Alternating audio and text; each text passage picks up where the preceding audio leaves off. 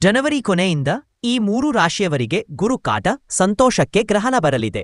ಜ್ಯೋತಿಷ್ಯ ಶಾಸ್ತ್ರದ ಪ್ರಕಾರ ಗುರುಗ್ರಹದ ಚಲನೆಯಲ್ಲಿ ಬದಲಾವಣೆ ಪ್ರತಿ ಬಾರಿಯೂ ರಾಶಿಗಳಿಗೆ ಶುಭಫಲಗಳನ್ನು ನೀಡುವುದು ಎಂದು ಹೇಳಲಾಗುವುದಿಲ್ಲ.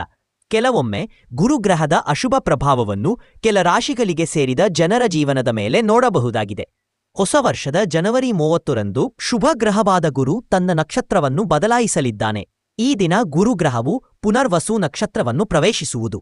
ಹೊಸ ವರ್ಷ ಜನವರಿ 30ರ ಶುಕ್ರವಾರ ಬೆಳಿಗ್ಗೆ 10 ಗಂಟೆಗೆ ಗುರುವಿನ ಈ ಚಲನೆ ಸಂಭವಿಸಲಿದೆ. ಇದರಿಂದಾಗಿ ಕೆಲವು ರಾಶಿಗಳಿಗೆ ಸೇರಿದ ಜನರಿಗೆ ಅಪಾರ ಲಾಭವಾದರೆ ಇನ್ನು ಕೆಲವು ರಾಶಿಯವರಿಗೆ ದುರಾದೃಷ್ಟ ಎದುರಾಗಲಿದೆ. ಹಾಗಾಗಿ ಜ್ಯೋತಿಷ್ಯ ಶಾಸ್ತ್ರದ ಪ್ರಕಾರ ಗುರುವಿನ ಈ ನಕ್ಷತ್ರ ಬದಲಾವಣೆಯಿಂದಾಗಿ ಯಾವ 3 ರಾಶಿಗಳಿಗೆ ಸೇರಿದ ಜನರು ತಮ್ಮ ಪ್ರತಿಯೊಂದು ಹೆಜ್ಜೆಯಲ್ಲಿಯೂ ಕಷ್ಟ, ನಷ್ಟ, ಸಂಕಷ್ಟಗಳನ್ನು ಎದುರಿಸಬೇಕಾಗಿ ಬರಬಹುದು ಎನ್ನುವ ಬಗ್ಗೆ ಸಂಪೂರ್ಣ ಮಾಹಿತಿ ತಿಳಿಯಲು ಈ ವಿಡಿಯೋ ನೋಡಿ.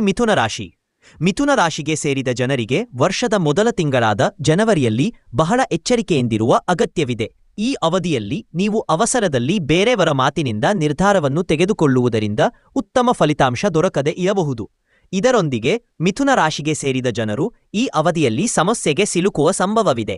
ಹಾಗೆ ಕೆಲಸ ಮಾಡುವ ಜನರು ಈ ಅವಧಿಯಲ್ಲಿ ತಮ್ಮ ತಪ್ಪುಗಳನ್ನು ಸುಧಾರಿಸಲು ಪ್ರಯತ್ನವನ್ನು ಪಡುವುದು ಉತ್ತಮ. ಇದರಿಂದಾಗಿ ಮಿಥುನ ರಾಶಿಗೆ ಸೇರಿದ ಜನರ ಸ್ಥಿತಿಯು ಈ ಅವಧಿಯಲ್ಲಿ ಉತ್ತಮವಾಗಿರುವುದು. ಈ ಸಂದರ್ಭದಲ್ಲಿ ಮಿಥುನ ರಾಶಿಗೆ ಸೇರಿದ ಜನರು ಆರ್ಥಿಕ ಸಂಕಷ್ಟವನ್ನು ಎದುರಿಸಬೇಕಾಗಿ ಬರಬಹುದು. ಹಾಗಾಗಿ ಈ ತಿಂಗಳ ಆರಂಭದಲ್ಲಿ ನೀವು ಉತ್ತಮ ಬಜೆಟ್ ರೂಪಿಸುವುದು ಒಳ್ಳೆಯದು. ಈ ಸಮಯದಲ್ಲಿ ಹಣದ ನಷ್ಟವಾಗುವ ಸಾಧ್ಯತೆ ಇದೆ. ಸಿಂಹರಾಶಿ. ಮುಂಬರುವ ಹೊಸ ವರ್ಷವು ಕೆಲವು ರಾಶಿಗಳಿಗೆ ಸೇರಿದ ಜನರಿಗೆ ಬಹಳಷ್ಟು ಉತ್ತಮವಾಗಿರಲಿದೆ.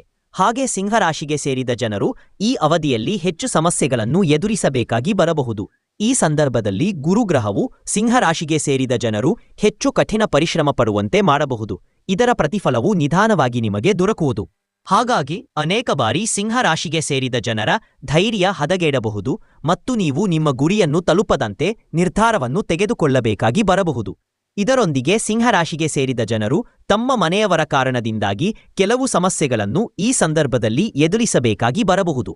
ಈ ಅವಧಿಯಲ್ಲಿ ನೀವು ನಿಮ್ಮನ್ನು ಮಾನಸಿಕವಾಗಿ ಹೆಚ್ಚು ಬಲಶಾಲಿಗಳನ್ನಾಗಿ ಮಾಡದೇ ಇದ್ದರೆ ಪರಿಸ್ಥಿತಿ ಇನ್ನಷ್ಟು ಹದಗೆಡುವ ಸಂಭವವಿದೆ. ಆದ್ದರಿಂದ ಸಿಂಹರಾಶಿಗೆ ಸೇರಿದ ಜನರಿಗೆ ಈ ಕಷ್ಟಕರ ಸಮಯದಲ್ಲಿ ನಿಮ್ಮ ಆರೋಗ್ಯವು ಕೈಕೊಡುವ ಸಂಭವವಿದೆ. ಕುಂಭರಾಶಿ. ಮಿಥುನ ಮತ್ತು ಸಿಂಹರಾಶಿಗೆ ಸೇರಿದ ಜನರೊಂದಿಗೆ ಕುಂಭರಾಶಿಗೆ ಸೇರಿದ ಜನರಿಗೂ ಗುರುವಿನ ಈ ಚಲನೆಯಲ್ಲಿ ಬದಲಾವಣೆ ಹೆಚ್ಚು ಲಾಭದಾಯಕವಾಗಿರುವುದಿಲ್ಲ. ಈ ಸಂದರ್ಭದಲ್ಲಿ ಕುಂಭರಾಶಿಗೆ ಸೇರಿದ ಜನರು ಸಣ್ಣಪುಟ್ಟ ವಸ್ತುಗಳನ್ನು ಪಡೆಯಲು ಕೂಡ ಹೆಚ್ಚು ಕಠಿಣ ಪರಿಶ್ರಮ ಪಡಬೇಕಾಗಿ ಬರಬಹುದು. ಈ ಸಂದರ್ಭದಲ್ಲಿ ನೀವು ನಿಧಾನವಾಗಿ ನಿಮ್ಮವರಿಂದ ದೂರವಾಗುವ ಸಾಧ್ಯತೆ ಇದೆ. ಹಾಗಾಗಿ ಕುಂಭರಾಶಿಗೆ ಸೇರಿದ ಜನರು ನಕಾರಾತ್ಮಕ ವಿಚಾರಗಳ ಕಡೆಗೆ ಈ ಸಂದರ್ಭದಲ್ಲಿ ಹೆಚ್ಚು ಆಕರ್ಷಣೆಗೆ ಒಳಗಾಗುವ ಸಂಭವವಿದೆ. ಬಹಳ ಎಚ್ಚರಿಕೆಯಿಂದಿರುವುದು ಅಗತ್ಯ. ಜೊತೆಗೆ ಈ ಅವಧಿಯಲ್ಲಿ ಕುಂಭರಾಶಿಗೆ ಸೇರಿದ ಜನರು ತಮ್ಮ ಆರೋಗ್ಯಕ್ಕೆ ಸಂಬಂಧಿಸಿದಂತೆ ಸಾಕಷ್ಟು ಏರಿಳಿತವನ್ನು ಎದುರಿಸಬೇಕಾಗಿ ಬರಬಹುದು. ಹಳೆ ರೋಗ ಮತ್ತೆ ತೊಂದರೆ ಕೊಡಬಹುದು. ಈ ಸಂದರ್ಭದಲ್ಲಿ ನಿಮ್ಮ ಆಹಾರ ಮತ್ತು ಜೀವನ ಶೈಲಿಯ ಬಗ್ಗೆ ಸರಿಯಾದ ಗಮನ ನೀಡಬೇಕು.